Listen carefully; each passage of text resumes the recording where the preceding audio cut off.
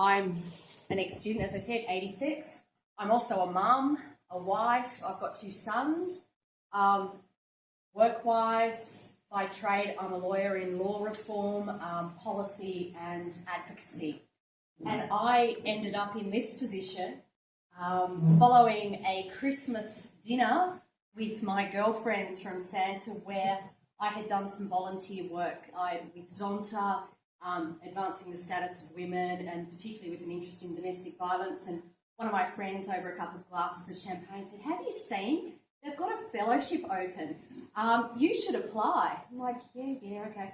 And then the next day at work, I get the call. Then I get the call the next day, "Have you put your application in?" I'm like, "Oh, okay." So I had a quick look and I filled out an application. So anyone who's interested, the application process is really quite simple. And then I was selected for an interview, and the interview process, again, don't put off, it's a really friendly chat. It's more an information session, learning a bit about the experience and about whether you're a good fit for it. So on both fronts, I'd encourage people to do it. And then the same friend who put me up to it was also a referee. So I'm really, really grateful because I have had the best experience.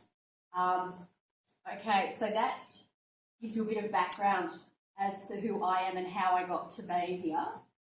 This is my fellowship journey.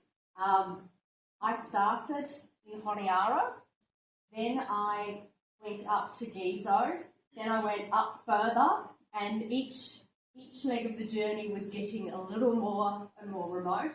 I spent most of my time up Choiseul Way, and I went to Moli, and I went to Siravana.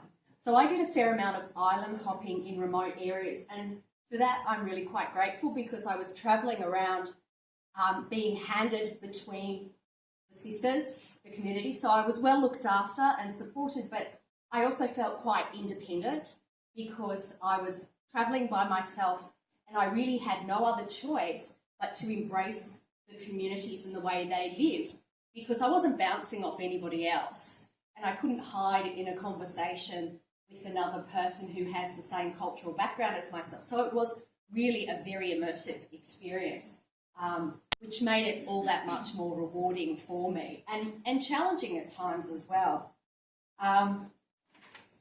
Okay, I don't know whether any potential applicants are here, but you get plenty of support, and everybody who's been has some tricks and traps, and the information that was generously shared really prepared me well.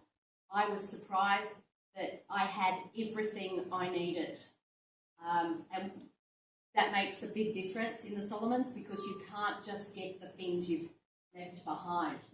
So I too started in Honiara. That's Jane of Azar, and I stayed with the lovely sisters.